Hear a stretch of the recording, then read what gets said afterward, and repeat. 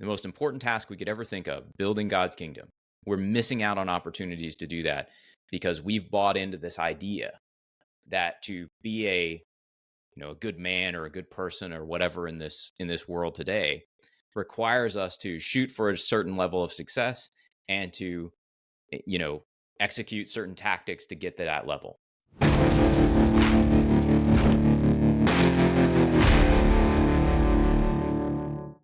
Welcome to the Men's Alliance podcast. Men's Alliance is a growing movement of tribes across the nation that meet weekly for rugged outdoor workouts and a real-world devotion around a fire. If you want to be a part of what we're doing, join us at men'salliancetribe.com, where you can find a tribe near you or come to one of our Start the Fire weekends. So check us out at men'salliancetribe.com. Now stay tuned for this great podcast. Welcome to the Men's Alliance podcast. I'm Dave Mills Goose. With us today, we've got a special guest. We have Dr. James Spencer. He is a theologian. He's a Christian leader, author of numerous books. He's the president of the D.L. Moody Center that he's going to talk to us a little bit about, and going to talk about his book called Christian Resistance that I'm really excited about getting him to ask some questions about and hearing about this because it's so aligned with Men's Alliance and what we're about. Check out the subtitle, Christian Resistance, Learning to Defy the World and Follow Christ. So welcome to the show, James. Thanks for being here. Yeah, thanks for having me on. This is great. So if you could just start us off, tell us a little bit about the mission of the D.L. Moody Center. Tell us about that. Yeah, so the D.L. Moody Center our mission is really just to invite people to consider the life and faith of D.L. Moody. D.L. Moody was a 19th century evangelist, and he lived actually most of his life in a little western Massachusetts town called Northfield. And so the D.L. Moody Center owns a large portion of a historic property where D.L. Moody was born, where he lived, and where he did a lot of educational and sort of conference work in that area. So part of what we do is we preserve that site and try to present it. We do a lot with construction and overseeing old historic buildings is never trivial. Oh, yeah. But we have been developing a D.L. Moody digital archive project where we've been collecting his letters and papers and correspondence with him or about him and putting that out digitally. And so we do a fair amount with that. But really, I think what our heartbeat is to D.L. Moody at the beginning of one of his books in the preface to a book called To the Work. He talks about arousing Christians to a deeper sense of their responsibility and a desire to see Christians going out and doing the work of the kingdom. He actually says that until the rank and file Christians begin to serve the Lord and really get a deeper sense of that responsibility, that the kingdom of God will not grow as it should. And so for us, that's really the heartbeat of what we're trying to do in introducing people to D.L. Moody and some of his life and thought. What we're really hoping for is that Christians will gain a deeper sense of that responsibility, go out, live a Christian life, make disciples, and share the gospel. Man, that's great. So you're really, your mission is discipling Christians, right? And getting us off the sideline and in the game, I might say. That's right. Yeah, and I really view it as, discipleship has, I think, many facets. And so the sort of space that I think we really play and can play well is helping people who maybe aren't ready to get into a discipleship relationship, sort of one-on-one with someone in person, but they're really interested in growing spiritually. And what we want to do is grow them to the point where they're seeing the need to actually be involved in their local church, find a discipleship partner in their local church, and really begin to contribute to that local arena. That's the space we really want to occupy. I love that because, the word disciple, that can be a pretty intimidating word to a new Christian. Yeah. Some of them, right? And so if you are a little bit overwhelmed or intimidated by that discipleship term, it sounds to me like what you're saying is you're going to get people to that point, grow them spiritually until they're ready to become disciples. I love that. Yeah, I'm kind of an old personal trainer, and so you don't bring somebody into the gym and throw 315 pounds on the bar, right? And have them bench press. Yeah. You kind of bring them in and you show them the paces. You get them up to that point where they can lift that much and they're safe doing it. And I think there's a very similar cadence that we can create within discipleship and spiritual growth. And that's so good. I love the parallel between, spiritual fitness and physical fitness. And we grow and we stretch ourselves and we become stronger in small increments in That's both right. the physical and the spiritual. So good. Yeah. So Yep. let's talk a little bit about your book, Christian Sure. Resistance. Um, First off, what is it for people hearing this, haven't seen the book, aren't familiar with your work? What is it we need as Christians to be resisting? What's going on in the culture right now that we should be resisting? So, whenever I describe Christian resistance to people, this is usually the analogy I use. If you think about a dam that's holding back water, that water is exerting tremendous pressure on the dam. And to some degree, the dam's job is just to hold its shape. It's to make sure that it doesn't bend against that pressure of the water. And so when I think of Christian resistance, it's not sort of an offensive resistance. It's not a rebellion. It's the sort of resistance that a dam puts against the water. And just saying that no matter how much pressure you put on me, I won't change my shape. I think Mm, that's Christian resistance. That's the picture I'm trying to paint in the book. I Is love that. that, one of the best things that Christians can do in the world is just to be Christian, and to be Christian in a way that looks strange. We've been given this fantastic gift in Jesus Christ, and we've been shown a way to live that leads to resurrection, glorification, right? I mean, no other person in the history of the world, their life has not led to, resurrection, ascension, and glorification. Only Jesus. And so we have this revealed way of living, and it should look odd. It should look different than the way the world lives. And so that's the sort of resistance that I want to cultivate in Christians. Let's just be Christians. Let's be the church and let the world figure out the difference. And so as we're looking at what we need to resist, I think there are a whole host of things we need to resist. We need to just be very careful about what it is that we're depending on, what sort of logics we pick up along the way.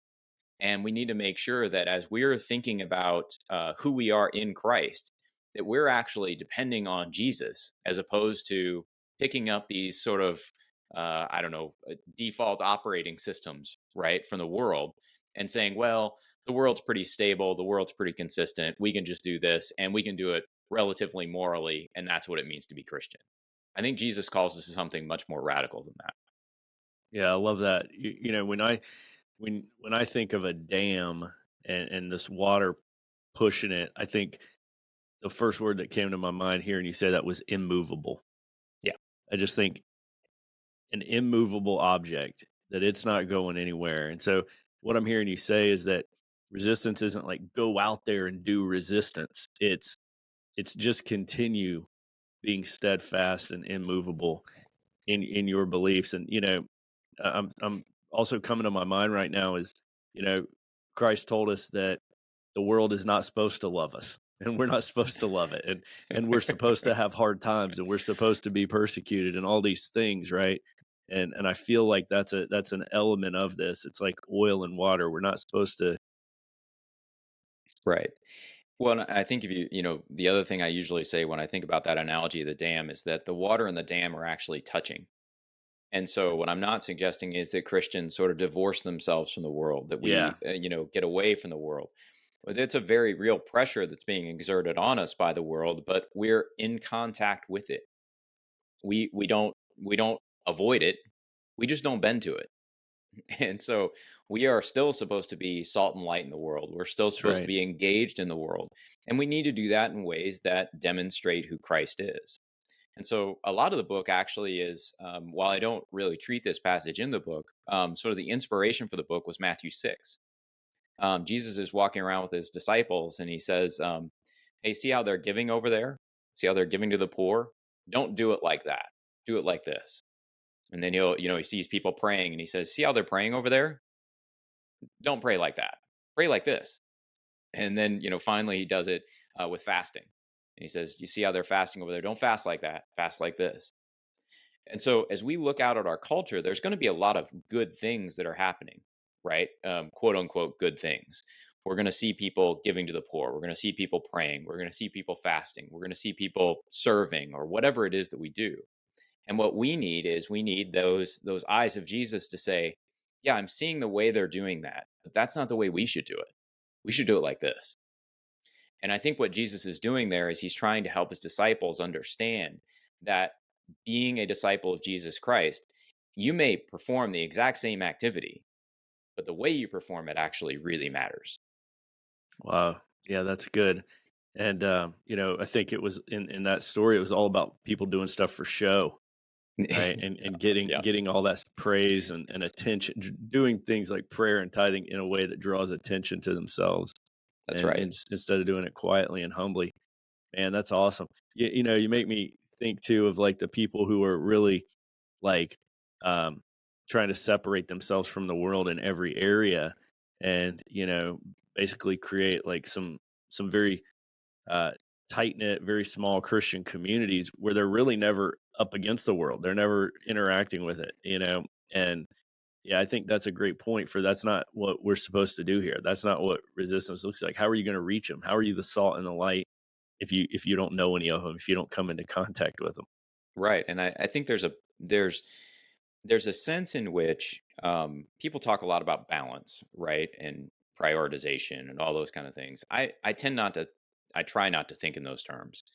What I like to think of is, we're sort of enveloped in this space where our only task is to point to and glorify Jesus Christ.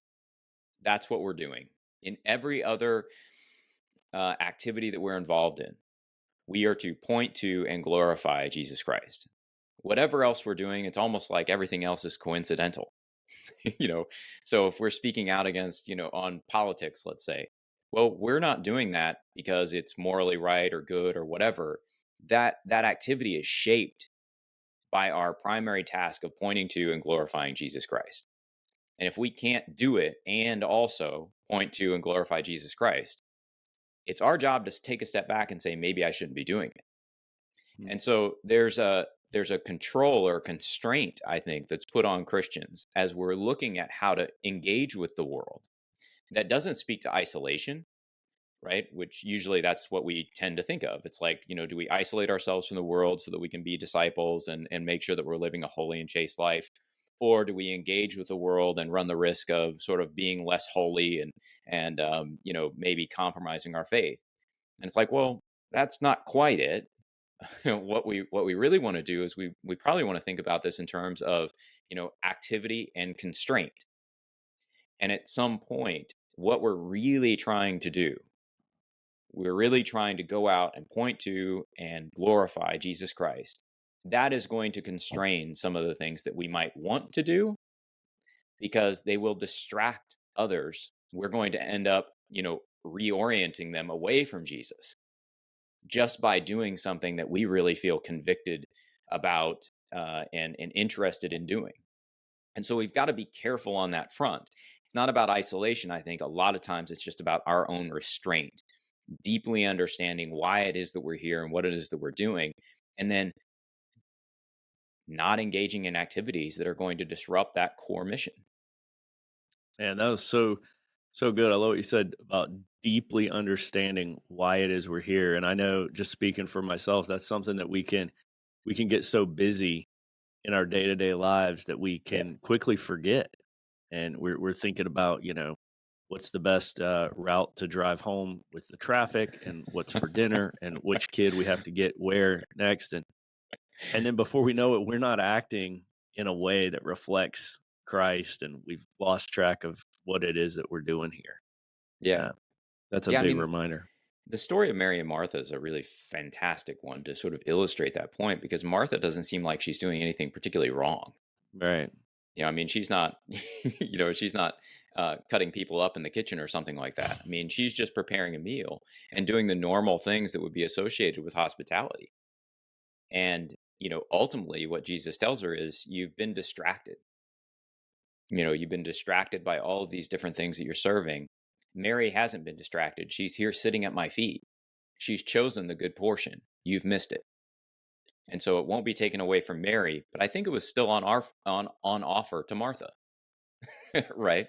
And Hmm. so there's something in there for us, I think, that says we just get too distracted by the normal things that we feel like we need to be doing. And we need to ask ourselves whether those things are as necessary as maybe we think they are. A lot of Yeah. times I don't think they actually are as necessary.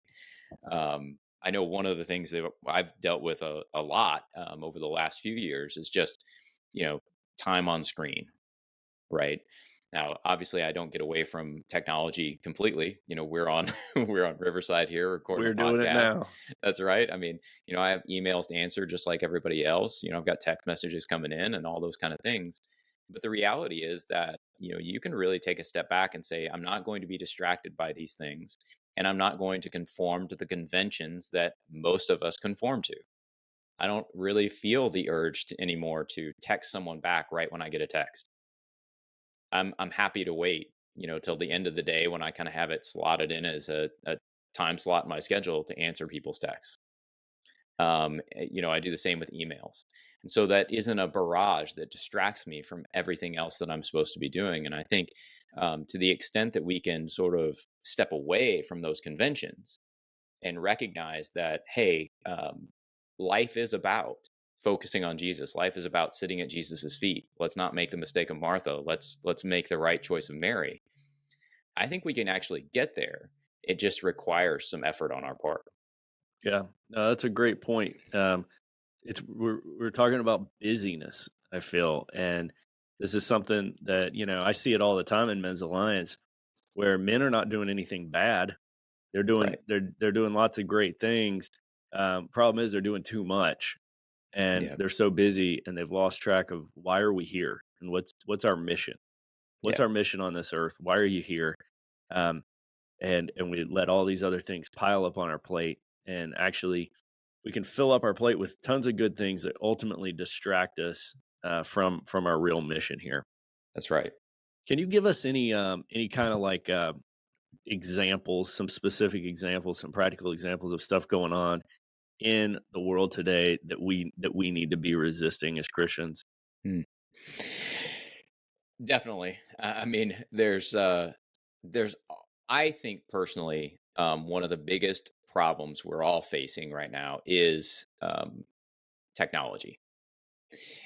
And I say that not as sort of a Luddite who doesn't want to, have the internet around anymore or anything Right. like that. But the reality is that um, the attention economy, as it's often called, is a real threat to the church. Hmm. Attention, if we look at something like the concept of the fear of the Lord in the Old Testament, the fear of the Lord is about reverence, but it also implies attention. Because when we fear the Lord, what we're really doing is we're saying the Lord is the most relevant actor and factor in any given situation. And to remove my attention from the Lord is really to fear something else. It's to give that reverence to another being or thought or ideology, or to suggest that God is less relevant than what I am now going to pay attention to. And so as we look out at technologies, we look out at things like, just the information that comes into our brains and our devices, every day. That I think is one of those areas where Christians really need to take a step back and say, listen, some of the slower things that we used to do, reading a newspaper, reading a book, non-digital technologies that have allowed us to amass information and to understand things in a slower manner, are actually more important than we're giving them credit for. And we just need to think through how our relationship with technology might change our relationship with God and others, and then adapt in an appropriate manner. I would say the same thing about things like artificial intelligence. One of the ways I've thought through sort of the boundaries of artificial intelligence are that if you think about the parable of the Good Samaritan, and you replace the Good Samaritan with an AI empowered robot, and you just think through that narrative, right? This AI empowered robot is now picking someone up who's been mugged on the side of the street. It's taking this person somewhere, getting them help, doing all of those things. And you get to the end of that parable and you ask the same question: who is the neighbor in this story? You have none. There is no Mm. neighbor. And so the point of it is just to say there is a way for us to use technology in such a way that we abandon the idea that our sole purpose in life is to love God and to love neighbor. We cannot farm out being a neighbor to others. So those are areas that I think really require some thought for Christians to resist. Now you've got the normal areas as well, like pornography and various other sort of pernicious problems that we're dealing with that obviously need the same sort of resistance. But I would say that they're subcategories of this broader problem, that we're giving our attention to things that are really making pornography make more sense, and that's a problem. So Yeah. that would be one example. I think the only other example I would just throw out there, we're running into the 2024 election cycle, and far from advocating that Christians not vote or something like that, all I would say is, by the time we get to a political election like the United States presidential election, you have two choices functionally, right? A Hmm. Democrat and a Republican. That is not the best way, I don't think, for Christians to be salt and light in the world, by choosing one of two candidates. That's not to say that we shouldn't vote. That's not to say that we shouldn't attend to that. But I think that much of what we're getting right now in the United States is a political narrative that says if you want the world to get better, you need to attend to the politics. Yeah. And as Christians, we need to resist that message, even as we, go out, go ahead and rock the vote, right? Fine with me. But I just think we need to resist that message because it puts way too much weight on the political realm, and in a subtle way diminishes the role of the church in society and what we're supposed to be doing, which is shining light and showing people that, look, the way forward has nothing to do with these two political candidates and has everything to do with Jesus Christ. Man, that's good. So much of what you're talking about that's really resonating with me is where we choose to put our attention. That's right. And there's this, you know, you brought up pornography, and we've certainly talked a lot about that on this podcast and around our fires, and that's like one of those obvious ones, right? And Yeah. it's like one where you can see it. It's an enemy, and you've got to avoid it. But where we give our attention, talking about politics or whatever the issue is, we can think we're doing well because we're avoiding the big obvious problem, but then we're still losing a different battle by funneling all of our attention and our energy and our emotional energy and our dollars sometimes into things that really might not matter. And you know, I've seen the political part of this. Um, Guys can get so worked up about national politics, and they're angry and they're stressed and they're all frustrated about it. And when you saying this, that's who's coming to my mind is like people that get just worked up, and you're like, Yeah. hey man, that's in the White House. Let's Yeah. talk about your house, Yeah. uh, and where our attention needs to be as godly husbands and fathers. This is such a good message. So, guy hearing this, and he's this is resonating with him. He wants to be a Christian who resists. What does that look like? Um, what can he do? What can he do tomorrow? What can he do next week? Some small practical steps a guy can take to start defying the world. So the book is actually written to deal with certain practices that I see we need to change. So there's actually a chapter, for instance, on attention, right? And how we would go about sort of shifting our attention away from things that are distracting us from Christ. But I think as a practical step, here's what I would say. Just like we were talking about earlier with the weight room, the analogy between physical training and spiritual training. I don't think that Christian resistance is achieved all at once. It may happen that way for some people, right? I'll leave that in the hands of God. God can do some amazing things with people. But even when I've read things like from Dwight Moody, he talks about struggling for multiple months before deciding to give up business to go into full-time ministry. Mm. And the way he frames it is like, I was just struggling with the will of God. I was struggling to give my life over to God's will, right? I still wanted to keep this little piece for me, right? And Oh God yeah. just kept pushing me and pushing me and pushing me. And so what I would say is Christian resistance is going to happen in small increments. And so one of the best ways that I've found to sort of begin building that resistance is by setting smart goals, goals for myself, challenges for myself during the day.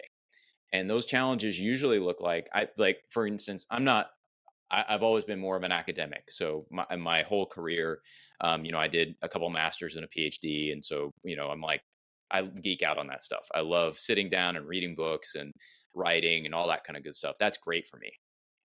But when you actually look at my prayer life, it's not strong. Like, I don't pray well. I never really had that sort of discipline to just sit down and pray. And so as I started writing the Christian resistance book, one of the things I kind of got convicted about was, I need to learn to pray. Well, sitting down and doing an hour session a day of prayer would be insane, right? For me, there's no way I'd make it through it. And so what I started doing was I started with just leaning into my own proclivities anyway. I got a book of prayers and I would read one, Yeah. right? And I would sit there and I would think about it. And pretty soon I found myself praying through it. And I could do that in maybe 10 minutes.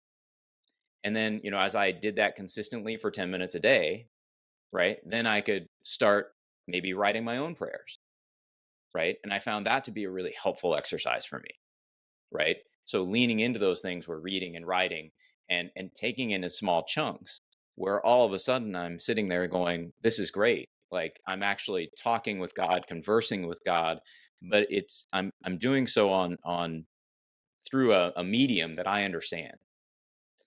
And then I'd sort of go from there and I'd say, okay, now let's just try this without pad and pen. Let's try it without another book. Let me just straight out pray and see how this goes. But it took some time. And I didn't worry too much about, first day sitting down, like I said, for an hour and being able to pray. I really tried to take it slow and something that I could handle, and something that I could give my full attention to within that moment, and then build my attention from there. And so Yeah. my advice would be, pick something small. Like, don't feel like it has to be, this gigantic leap, like, oh, I should leave my small group tomorrow, or oh, I need to teach in Sunday school, or whatever it would be. Like, just pick something small, something that you can implement easily within your daily life and build on it. Oh man, It's that's so good. A lot of people don't do anything because they can't do everything. And right. and I love this message of set a small goal. It's really powerful to hear you share a weakness, right? Everybody listening to you, reading you, we're like, oh man, this PhD theologian, president of the D.L. Moody Center. This guy is a spiritual giant. He probably prays for hours a day, and that's just. I think that's helpful to hear. Hey, this guy's got leanings, proclivities towards one thing and away from another, and Yeah. that gives us all some hope. Hey, we're going to take a quick break here from a sponsor. We'll be right back. Dr. James Spencer. Hey guys, is money holding you back from being used by God? If finances are a problem in your life and you're looking for some help, some counsel, some assistance financially, you've got to check out the Main Street Group. It's run by Tom Love, call sign Doc, with Tuckahoe Tribe. Okay, Doc is a certified financial planner. He's a fee-only fiduciary. He's a Dave Ramsey SmartVestor Pro. He uses Charles Schwab assets. He will help get you on course in ways that you didn't even know you were off course. He's not just a sponsor of the podcast, but my wife Carrie and I, we use him for our finances personally. He's helped us a ton. He's been ranked number 2 in the Richmond Times-Dispatch, number 1 in Style Weekly. He's a top 40, under 40 investor. He's been featured in the Wall Street Journal, Forbes. He is the man to see to get you on course financially. God saved Tom spiritually and physically. And God is the reason for Tom's success, and he wants to help others succeed also. So whenever you go see Tom Love, aka Doc, don't forget to mention that you are a part of Men's Alliance, and he will donate your first year of fees back to Men's Alliance nonprofit 501c3. So he's not only helping you, but he's helping our ministry as well. So do yourself a favor, go see the Main Street Group with Tom Love. It's in the show notes. Check it out. And as always, Dave Ramsey and Charles Schwab are separate entities, and past performance is no guarantee of future results. Check him out, the Main Street Group, Tom Love. Welcome back. We're here with Dr. James Spencer, author of Christian Defiance, and we're talking today about what that looks like, how a Christian can resist things that are going on in this world, especially things with like technology, attention, where we choose to spend our time and resources. So fantastic conversation with you. I wanted to ask you this. You've got this great thing you talk about in your book about developing new patterns in life that can allow us to recognize God's presence. What's an example of that? What's a pattern we can develop in our life to be more in tune with what God's doing around us? Yeah, so I'll give you one of mine. Again, I think I've always been a little bit more. Again, spending a lot of time in the weight room. That's an indoor activity, right? And so I am an indoor guy, right? I could spend a day in the gym and never go outside and be plumb happy. But there's only so much of the world you're actually going to see in the gym. Yeah. Unless you're peering out the window, it's really something that you're under the fluorescent lights, and you're just sort of pushing and grunting most of the time. And so what I decided to do was I started to get outside. I started to make it an effort to say, I'm going to go out, I'm going to take a walk, I'm going to do something outdoors, and I'm just going to start paying attention to the world that God has provided. And it's a little thing, right? It's just a very small thing. But if you walk with the intention of recognizing the beautiful world that God has provided, then you start to reframe your mindset from, oh, it's hot today, or man, isn't it cold out, or dude, this rain is horrible, whatever it is. I mean, I live near St. Louis, Missouri. It's humid. The humidity is pretty killer. But I think when I went out with the intention of what is the beauty in the world that God has provided, I no longer think of it in terms of, man, it's humid. I notice. But my first thought starts to become, this world that God has provided really is beautiful. And so to some degree, it's about aligning an intention with your pattern, right? With an activity, with a practice, as opposed to just going at the practice for the practice's sake. And so when I think about developing those patterns, those are the kind of things that I do. I go at it with a sort of almost, it's not, I wouldn't call it like a theological conviction, but it's a thought about God. And then as I perform these activities that are really pretty mundane activities, I mean, there's nothing spiritually taxing necessarily about taking a walk, right? But as you just do that and you're looking up, like this morning, I was out with my wife on a walk, and it was still dark, and you can still see the stars and the moon. It's pretty fantastic to think about God making the stars and the moon. Yeah. And when we can focus there, that's a shift in our pattern. It's not so much, hey, let's go back to the aesthetic lifestyle where we're depriving ourselves of, X, Y, or Z, right? You can do that. Those are important practices. But I think sometimes what we're really lacking, we're missing out on all of the little things that we could be grateful for simply because we're taking them for granted. And so, not going outside and taking a walk, not looking up at the stars and saying, look at the grandeur that God has provided us. Look at the glory that is found in his creation. Like, this is amazing. Instead, we just kind of go outside, complain about the weather, and try to get where we're going. Well, that pattern reinforces something about efficiency, about progress, about our own sort of ambitions, about our, I think it cultivated impatience.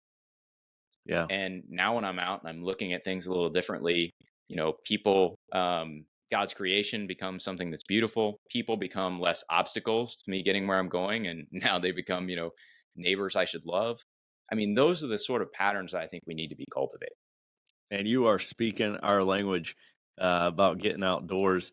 Um, every Men's Alliance is outdoors. So if you're listening to this podcast, if you're near St. Louis, Missouri, we need somebody to start a Men's Alliance tribe there so that you can join a Men's Alliance. We need somebody to start a tribe in your neighborhood to get you into Men's Alliance, because we do every Men's Alliance starts with a 30-minute outdoor workout in the rain or the snow or the heat. And I've always been a big fan of the quote by John Muir.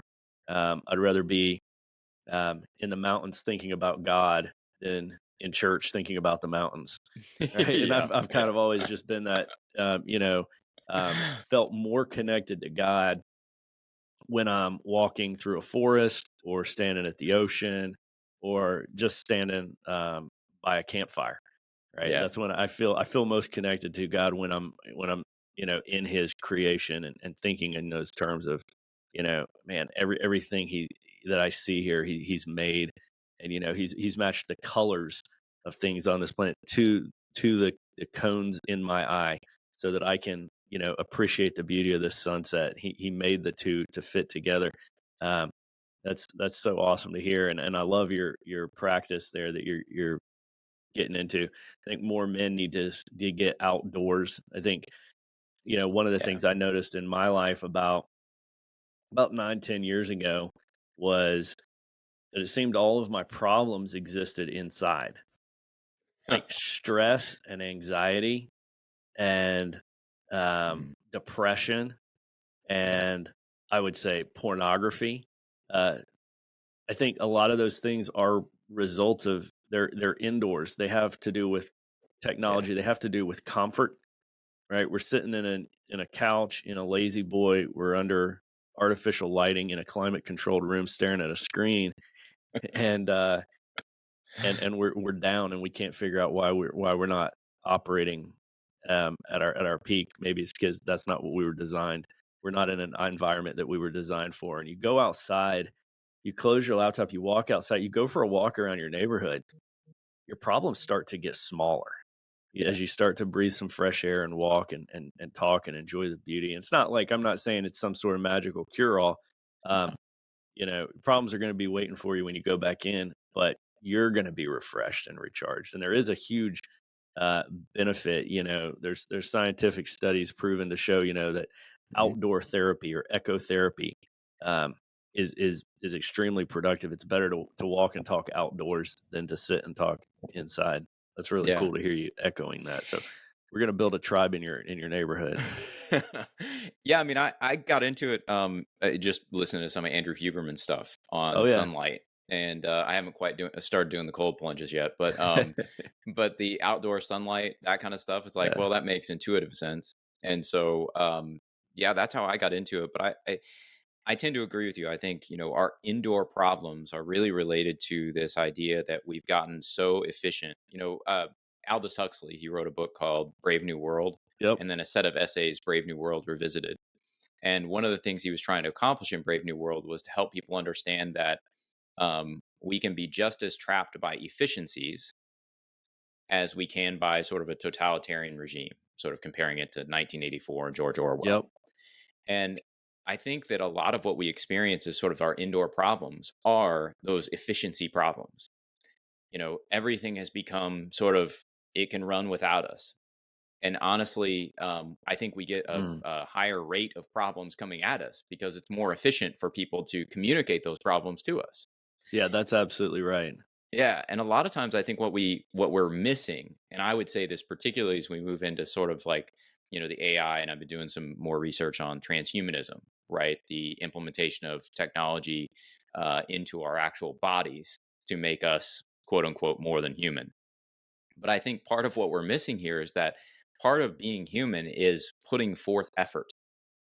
It's dealing with problems. And this efficiency is hurting us in part because we're no longer dealing with the sort of problems that we are designed to deal with. As we slough off these other burdens, we're just getting bored. And I think we're getting bored. I think we're getting lazy. I think we're getting softer in a lot of ways. And, I don't mean that in sort of a weird machismo sort of a way.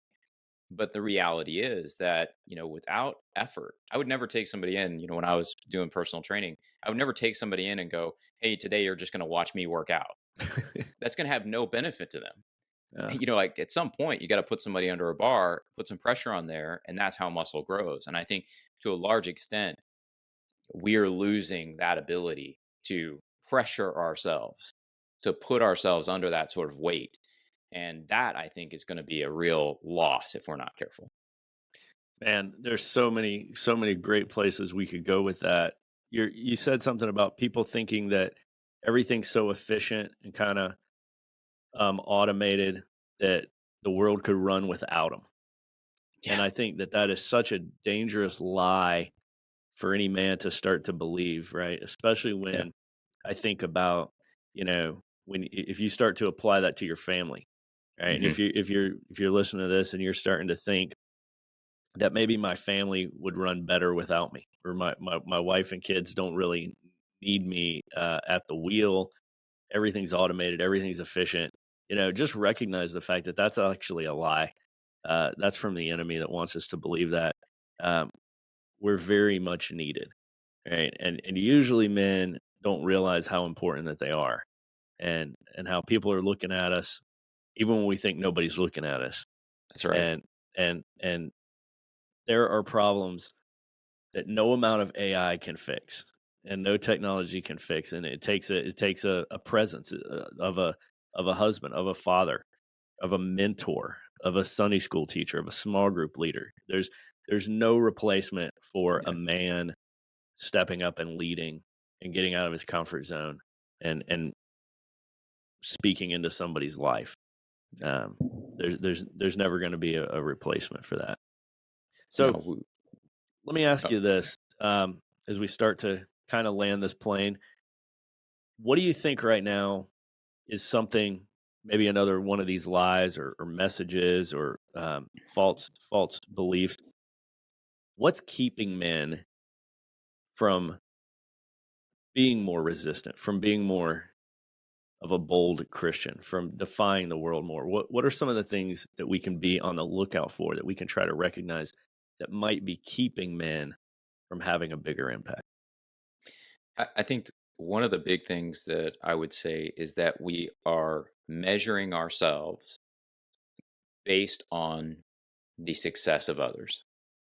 Mm. So this notion of progress that we have, particularly in the United States, where every generation is supposed to be quote unquote better than than the previous generation, that and that we tend to define that better in terms of, let's say, wealth or um, you know professional success or what have you. That there is um, almost every person I talk to, they want to move up in their job. And I think I went through that as well. I was young in my career, and I wasn't satisfied being an assistant dean. I wanted to be a vice president, and then I wanted to be a president, and I wanted, but I think as you go through the paces, at least what I realized was that it's sort of it's the same job with different money, and the titles don't mean anything, right? When you get down to it, what I found I cared about was my integrity.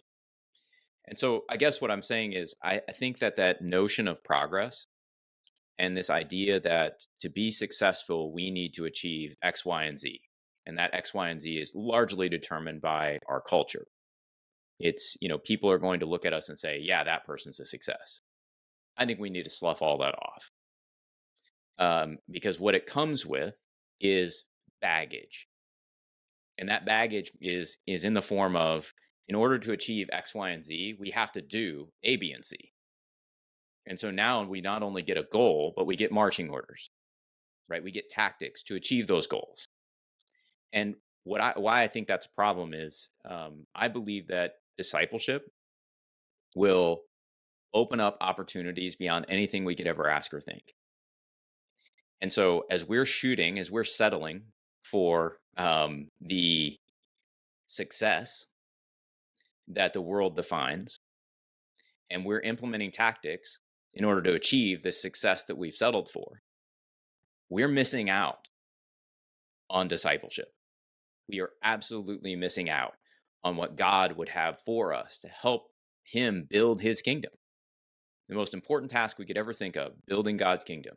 We're missing out on opportunities to do that because we've bought into this idea that to be a good man or a good person or whatever in this world today requires us to shoot for a certain level of success and to execute certain tactics to get to that level. And those have very little to do with discipleship most of the time. Yeah. And so I think that is one of those like deep embedded narratives that the world has sold us on that we need to start sloughing off big time. Man, that's It's so just one of powerful. those. Yeah, it's just one of those that I think is a killer, not only for men but for everybody, because it does keep us from discipleship. Maybe one of the best ways we could defy the world is to come up with our own definition of success. Yeah, That's uh, Great Commission oriented, yeah, right? And it's not the world's definition. Guys, mhm, if you're listening to this and you've never sat down and thought through what's your definition of success, what does success mean to you? That's a word that has a lot of different definitions to a lot of different people. And I'll tell you right now that if you've never defined it for yourself, the world is going to hand you a definition of it. And you're going to reach your finish line in life one day and realize you ran somebody else's race. yeah, You didn't run the race God had for you. You didn't run the mm, Christian race. You ran maybe the world's race, and maybe you achieved it. Maybe you crossed that finish line, and it wasn't even the right one. So important. I talked to a guy just yesterday who switched jobs, took a $10,000 a year pay cut, mm, and is happier now than ever yeah, because his quality of life is more in tune with his definition of success, his mission, and why he's here, and what's more important to him. And he realized, it's not about the status, the pay, the title. Um, there are other things vastly more important.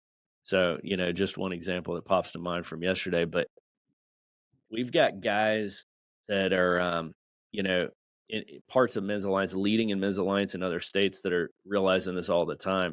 yeah, Maybe they're realizing, hey, you know what? I would rather play this leadership role in the local tribe of Men's Alliance at my church, and I derive a sense of meaning and purpose and success from that, even though that requires me to say no to this other thing that maybe the world wants me to do. So I think these examples are just all around us, and I think that your theme of defining success in biblical terms around making disciples is so important. I know you've encouraged me today just hearing you say this stuff to me. I need to be reminded of this as well. yeah. I mean, I think we all do, and it's been since moving out of higher education, which was sort of my first chosen profession, to moving over to leadership at the D.L. Moody Center. I've sort of had this interesting spiritual awakening of my own over the last 5 years, Mm, and really gotten to use a lot of the skills that I thought I would use in higher ed and never did, in order to do things like write books and speak and just get back to my roots is kind of what I feel like I'm doing.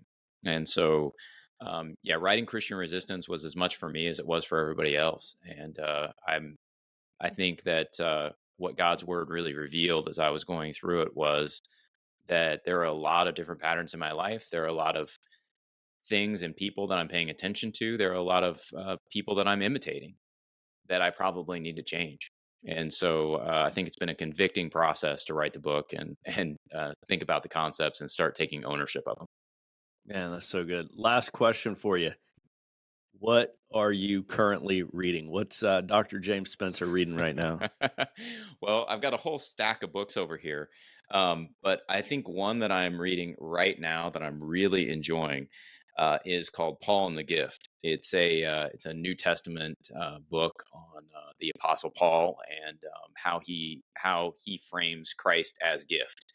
And so I'm reading that one. Mm, I always have a few in the works. I'm actually reading one on a biography of Thomas Jefferson by a guy named Thomas Kidd.